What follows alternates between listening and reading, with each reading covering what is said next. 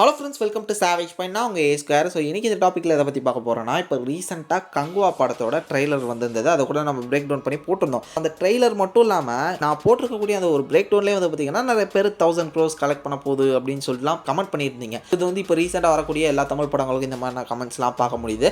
ஆக்சுவலாக நடக்குமா அப்படின்றத நம்ம இந்த வீடியோவில் முக்கியமாக பார்க்க போகிறோம். ஃபியூச்சரில் வரக்கூடிய கோலிவுட் ப்ராஜெக்ட், ஸோ அதில் எது 1000 crores வந்து கலெக்ட் பண்ணும் அப்படின்றத வந்து இன்றைக்கி இந்த வீடியோவில் டீட்டெயிலாக பார்த்துடலாம். அதனால் இந்த வீடியோவை ஸ்கிப் பண்ணாமல் ஃபுல்லாக பாருங்கள். சரி, வாங்க நம்ம வீடியோக்குள்ளே போகலாம்.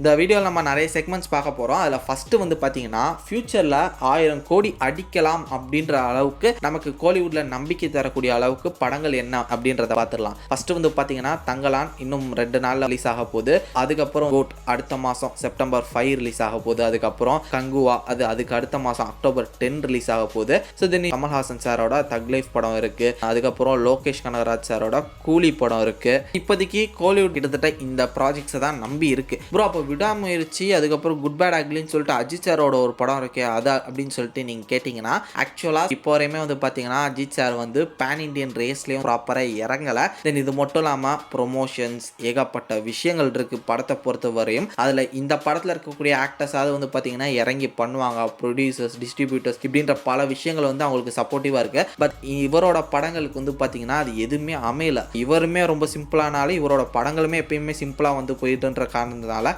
மோஸ்ட்லி நிறைய பாக்ஸ் ஆஃபீஸ் ரெக்கார்ட்ஸ் அந்த மாதிரியான ஒரு ரேஸ்ல வந்து அவரோட படங்கள் வந்து தலையிட்டது இல்லை. அதனால இப்போதைக்கு ஒதுக்கி வைப்போம். ஒருவேளை படத்தோட குவாலிட்டி அந்த அளவுக்கு புஷ் பண்ணிச்சு ஃபியூச்சர்லனா அதை பற்றி அப்புறம் பேசலாம். சரி, ஓகே. இப்போ ஃபர்ஸ்ட் செக்மெண்ட்குள்ள போகலாம். ஒரு படம் 1000 கோடி அடிக்கிற அளவுக்கு ஒருத்தருக்குன்னா அந்த படத்தில் இருக்கக்கூடிய ஆக்டருக்கான ஃபேன் பேஸ் என்ன, அந்த ஆக்டர் ஆல் ஓவர் இந்தியாவில் வந்து எந்த அளவுக்கு ஒரு ரீச் இருக்கக்கூடிய ஒரு ஆக்டர், ஒரு அளவு நோன்டு ஃபேஸ் ஆக்டர் அப்படின்றத வந்து இங்கே நம்ம நோட்டீஸ் பண்ணலாம். இதில் ஃபர்ஸ்ட் எடுத்துக்கிட்டீங்கன்னா தங்கலான் விக்ரம் சார். கண்டிப்பாக மோஸ்ட்லி நிறைய இந்தியன் பீப்புள்ஸ்க்கு வந்து பார்த்தீங்கன்னா இவர் தெரியும். அன்னியன் படம் வந்து ஹிட்டாக இருக்குது. நார்த் இந்தியாலாம் நல்லபடியாக ஓடி இருக்குது. ஸோ அந்த விதத்தில் அவருக்கு ஒரு ஃபேன் பேஸ் இருக்குது. இது மட்டும் இல்லாமல் ஐ படமும் நார்த் இந்தியாவில் நல்லா டீசெண்டாகவே போயிருக்கு. ஓரளவு நோன்டு ஃபேஸ் ஆக்டராக விக்ரம் இருந்திருக்காரு. தென் தங்கலான் படத்தில் வந்து பார்த்தீங்கன்னா ஸ்டோரி ஃபோக்கஸ்டாக நிறைய விஷயங்கள் இருக்குது. முக்கியமாக பீரியாடிக் போர்ஷன் இது எல்லாமே பல பேர் வந்து மிரள வச்சிருக்கு. இப்போ பேன் இண்டியன் வந்து ஒரு ரேஸ் போயிட்டு இருக்கின்ற காரணத்தினால இது வந்து ஆல் ஓவர் லாங்குவேஜஸில் வந்து டப் பண்ணி ரிலீஸ் பண்ணுறாங்க. அதுக்கான ஒரு ப்ரொடக்ஷன் வேல்யூமே நமக்கு தெரியுது. ப்ரொடியூசருமே வந்து பார்த்தீங்கன்னா முடிஞ்ச அளவு இது வந்து பேன் இண்டியன் ஃபிலிமாக நிறைய லாங்குவேஜஸில் நிறைய ஸ்க்ரீன்ஸில் வந்து ரிலீஸ் பண்ணுறாரு. பட் எனக்கு கேட்டால் நீங்கள் தங்கலான் வந்து 1000 crores கலெக்ட் பண்ணுமா அப்படின்னு கேட்டிங்கன்னா,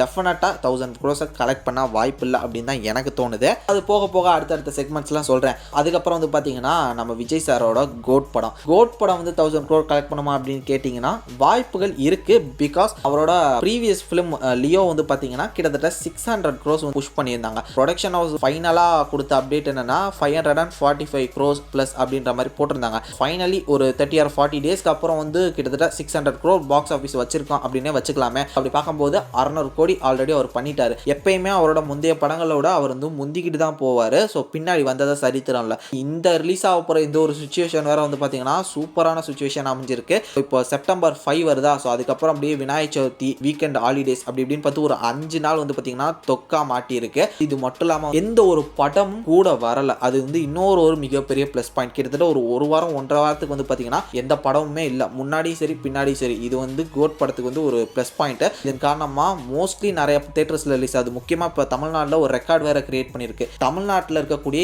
எல்லா ஸ்க்ரீன்ஸ்லையும் வர ஒரே படமாக கோட்டு தான் இருக்கான். இது வந்து இண்டஸ்ட்ரியோட ஒரு ஹிஸ்ட்ரி, ஒரு ரெக்கார்ட் அப்படின்ற மாதிரி சொல்கிறாங்க. அது ஆக்டர் விஜய்க்கு மட்டும் தான் நடந்திருக்கு அப்படின்ற மாதிரி சொல்கிறாங்க. அப்படி பார்க்கும்போது தமிழ்நாட்டில் ஒரு மிகப்பெரிய பாக்ஸ் ஆஃபீஸ் கலெக்ஷன் இந்த ஒரு படம் பண்ண வாய்ப்பு இருக்குது. முந்தைய படங்களோட மேபி கோட் வந்து ஒரு 600 to 800 crores புஷ் பண்ணலாம். பட் அதுவுமே 1000 crores புஷ் பண்ணுமா, அதை வந்து கலெக்ட் பண்ணுமா அப்படின்றது வந்து தெரியல. அதுக்கப்புறம் கங்குவா. ஸோ கங்குவாவும் ஒரு மிகப்பெரிய பிக் பட்ஜெட் ஃபிலிம். அதுக்கு வந்து பார்த்தீங்கன்னா ஒரு நல்ல எதிர்பார்ப்பு இருக்குது. இதுவும் ஒரு பேன் இண்டியன் ஃபிலிம் தான். பாபி டியோல் இது மாதிரினா பேன் இண்டியன் ஆக்டர்ஸை உள்ள வச்சு பண்ணியிருக்காங்க. ஸோ ஓவராலாக ட்ரெய்லரும் நல்லா இருக்குது. இந்த ஒரு படத்து மேலே ஒரு நம்பிக்கையும் இருக்குது. இந்த ஒரு ஆக்டரும் ஒரு நல்ல நோன்டு ஃபேஸ் ஆக்டராக இருக்காரு சூர்யா. ஸோ ஒரு நேஷனல் அவார்டு வாங்கியிருக்காரு. சூரிய போட்டு எல்லாரும் பார்த்துருக்காங்க. இப்போ இவர் மேலே ஒரு நல்ல ரெஸ்பெக்ட் இருக்குது. இவர் மேலே வந்து பார்த்தீங்கன்னா ஒரு எதிர்பார்ப்பு வச்சிருக்காங்க. ஸோ அப்படி பார்க்கும்போது இவரோட இந்த ஒரு படமும் வந்து பார்த்தீங்கன்னா கலெக்ட் பண்ண வாய்ப்பு இருக்கலாம் அப்படின்ற மாதிரி தான் நான் சொல்கிறேன். ஏன் எல்லாத்துலேயும் நம்ம தமிழ் படத்தை பொறுத்தவரை மட்டும் இருக்கலாம் அப்படின்னு சொல்கிறீங்க, ஏன் 1000 crores கனெக்ட் பண்ணாதா அப்படின்னு கேட்டிங்கன்னா பண்ணலாம். பட் ஒரு மிகப்பெரிய விஷயத்தை நம்ம தெரிஞ்சுக்கணும். இந்தியாவை பொறுத்தவரையும் கிட்டத்தட்ட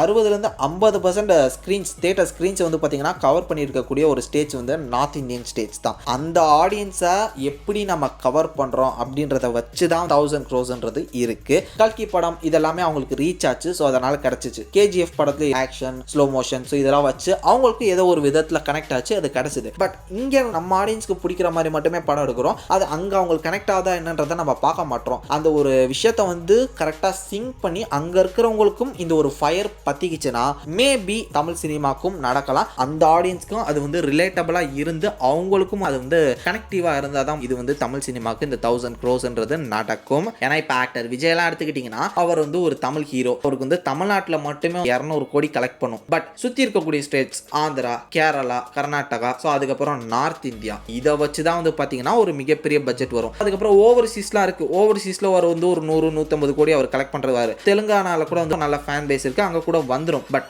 நார்த் இந்தியான்ற இந்த ஒரு மிகப்பெரிய ஹப்பில் மட்டும் வந்துருச்சுன்னா யோசிச்சு பாருங்க, தமிழ்நாடு மாதிரி இருக்கக்கூடிய இடங்களே நார்த் இந்தியாவோட கம்பேர் பண்ணும்போது இங்கே வந்து கம்மி ஸ்க்ரீன்ஸ் தான். அப்படி பார்க்கும்போது இங்கேயே 200 கோடி ரூபா கலெக்ட் பண்ணுறாருன்னா 3 மடங்கு அதிக ஸ்க்ரீன்ஸ் நார்த் இந்தியாவில் இருக்குது. ஒருவேளை அங்கே ஆடியன்ஸை பிடிச்சிட்டாங்கன்னா அப்போ அங்கேருந்து எவ்வளோ க்ரோஸ் வரும்ன்றதை நீங்கள் யோசிச்சு பாருங்க. இது நாட் ஓன்லி விஜய் ஃபிலிம், இது வந்து தங்கலானுக்கும் ஒற்று போகும், கங்குவாக்கும் ஒற்று போகும், ரஜினி சாரோட ஃபிலிமுக்கும் ஒற்று போகும், அதே மாதிரி கமல் சாரோட ஃபிலிமுக்கும் ஒற்று போகும், அஜித் சாரோட ஃபிலிமுக்கும் ஒற்று போகும். இங்கே வந்து ஆடியன்ஸ் எந்த அளவு ஹீரோவை புரிஞ்சுக்கிறாங்க, ஹீரோவை பிடிச்சிருக்கு, ஹீரோக்கு ஃபேன் பேஸ் அங்கே இருக்காங்க, இல்லை கதையில் இருக்க ஏதோ ஒரு விஷயம் அவங்களுக்கு பிடிக்குது அப்படின்றத வச்சு தான் அங்கே இருக்கவங்களுக்கும் இது வந்து கனெக்ட் ஆகும். இந்த விஷயத்தை மட்டும் பிச் பண்ணி டைரக்டர், ப்ரொடியூசர், ஆக்டர் வந்து ப்ராப்பராக லான்ச் பண்ணாங்கன்னா டெஃபினட்டாக தமிழ் சினிமாவில் கூடிய சீக்கிரம் ஒரு 1000 crores நம்ம வந்து பார்க்கலாம். ஆனால் ஏன்னா மொத்த என்டையர் டீமும் வந்து பார்த்தீங்கன்னா எந்த விதத்துலையும் விட்டு கொடுக்காம இறங்கி அடிக்கணும். Promotion, acting, story, screen play, music, ப்ரொமோஷன்லேயே வித்தியாசமான ஸ்டன்ட்ஸு, இது மாதிரியான பல விஷயங்கள்லாம் அடித்து தான் வந்து பார்த்தீங்கன்னா இந்த ஒரு அச்சீவ்மெண்ட் வந்து பண்ண முடியும்.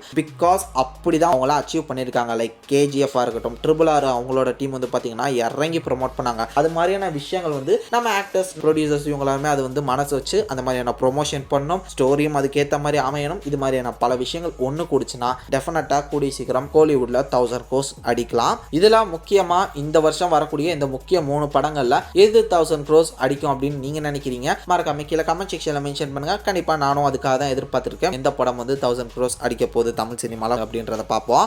ஸோ இதே மாதிரி வந்து நிறைய இன்ட்ரெஸ்டிங்கான வீடியோஸ் பார்க்குறதுக்கு மறக்காம நம்ம சாவேஜ் பஞ்ச் சேனலை சப்ஸ்கிரைப் பண்ணி அந்த பெல் ஐக்கானை ப்ரெஸ் பண்ணிக்கோங்க. ஓகே ஃப்ரெண்ட்ஸ், அடுத்த ஒரு இன்ட்ரெஸ்டிங்கான வீடியோலாம் நாளைக்கு உங்களை மீட் பண்ணுறேன். அது வரையும் tata bye bye, take care from A Square.